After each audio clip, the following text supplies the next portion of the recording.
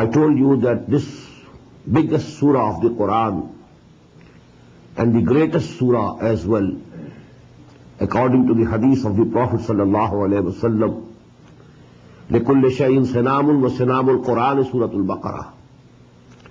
Everything has a top, and the top of the Qur'an is Surah Baqara.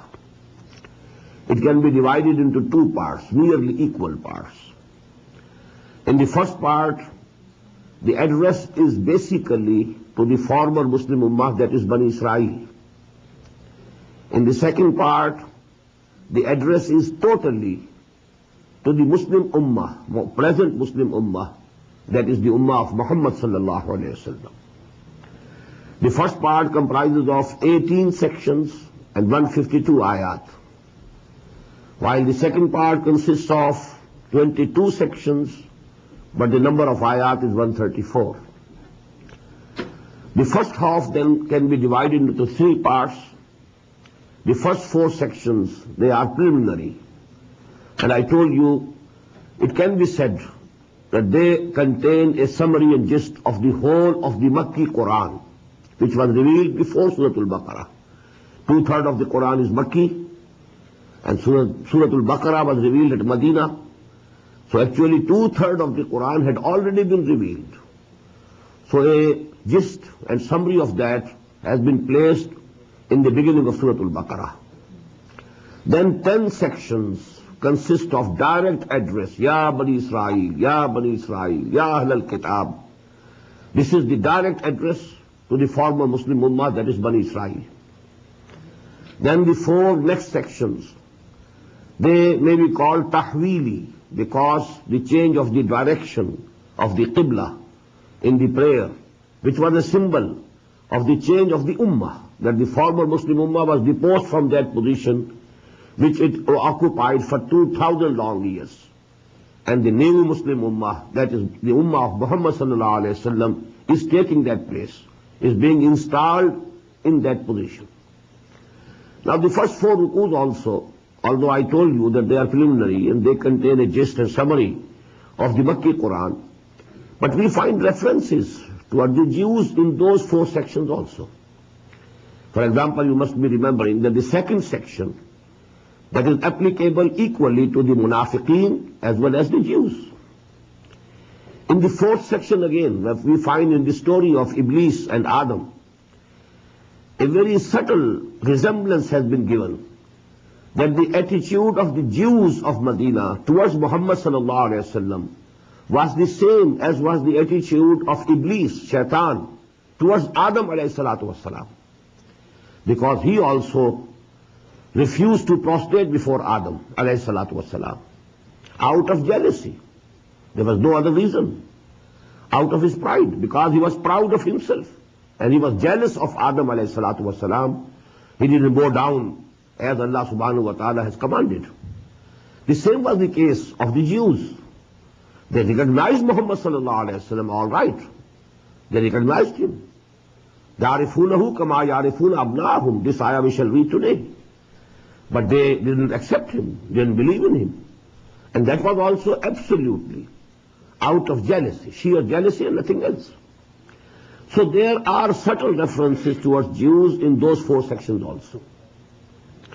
Then you know, the address to the former Muslim Ummah, I told you there must be made a very clear distinction, that the first section, that is the fifth one, comprising of 7 ayat, this consists of an invitation to the former Muslim Ummah to believe in Muhammad sallallahu alayhi wasallam. Ya Bani Israel, azkuru ni'mati allati an'amtu alaykum wa awfu bi ahdi ufi bi ahdikum wa iyaya farhabun wa amilu bima anzaltu musaddiqan lima ma'akum wa la takunu awwala kafirin bih wa la tashtaru bi ayati samanan qalilan wa iyaya farhabun. From the next, that is the sixth section, now it's a very long charge sheet against the former Muslim Ummah that we are still studying. But while we are studying this charge sheet, one point must be kept in view. It is a charge sheet against the former Muslim Ummah, but it is also simultaneously a forewarning for the Muslim Ummah, for the new Muslim Ummah, the Ummah of Muhammad sallallahu alaihi wasallam. These were the wrong paths which were treaded by the former Muslim Ummah. They committed these mistakes. They went astray in such and such ways. Lest you should also, O Muslims, O Ummah of Muhammad sallallahu alayhi wa sallam, O followers of Muhammad sallallahu alayhi wa sallam, lest you should also follow the same path. You may go in their footsteps. So it was a forewarning to the Muslim Ummah. And let me quote here a hadith of the Prophet sallallahu alayhi wa sallam. He once said to the companions radiyallahu ta'ala anhum ajma'in, لَتَتَّبِعُنَّ سُنَنَ مَنْ كَانَ قَبْلَكُمْ. You will definitely follow in the footsteps of the former Muslim Ummah who were before you. قِيدَ شِبْرٍ بِشِبْرٍ وَيَدًا بِيَدٍ. Equally, each hand in place of a hand and each arm in place of an arm. It's, a sort of muhawara, a usage in Arabic language to show the similarity of something. You will be following absolutely, completely the people who are before you. And if they entered the hole of a desert lizard, you will also enter it.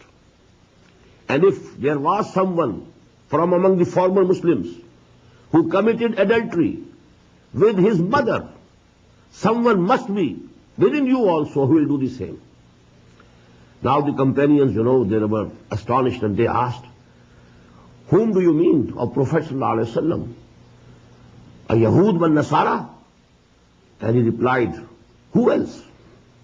You will follow in the footsteps of the Jews and the Christians. So actually we should see and we should read between the lines that the same things happened to the Muslims. The same wishful thinking. We are the blessed people. Because we are the Ummah of Muhammad sallallahu alayhi wa sallam. We must be saved.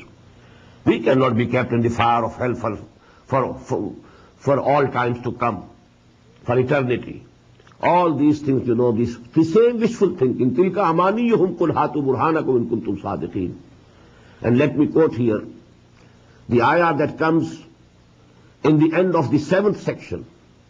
Actually, this ayah is applicable to us today. And practically it is not applicable to the Jews of today. ضُرِبَتْ عَلَيْهِمُ الذِّلَّةُ وَالْمَسْكَنَةُ وَبَاءُوا بِغَضَبٍ مِّنَ اللَّهِ. Humiliation was heaped upon them. And they got the wrath of Allah subhanahu wa ta'ala. They were punished like anything. Are the Jews today getting the wrath of Allah? Are they humiliated in the world? They are controlling the sole supreme power on earth. The policies of the sole supreme power of earth is in the hands of the Jews, the Zionists. They are controlling the economy of the whole of the globe. Only about 14 or 15 million people. But the influence they have, how much authority they command in the whole of the world. While we, although we are more than 1 billion, but what's the condition? Humiliation. No say in the international affairs. Nobody consults us. ضُرِبَتْ عَلَيْهِمُ الذِّلَّةُ وَالْمَسْكَنَةُ وَبَاءُوا بِغَضَبٍ مِّنَ اللَّهِ. These words depict the real condition of the Muslim Ummah today, not of the former Muslim Ummah. In the same way we read, the last ayah that we studied last night, that people think that we cannot, the fire of hell will not touch us, save for a few days. لَن تَمَسَّنَا النَّارُ إِلَّا أَيَّامٌ مَعْدُودَةٌ. Now these are the same, dogmas and aqidas that we have today.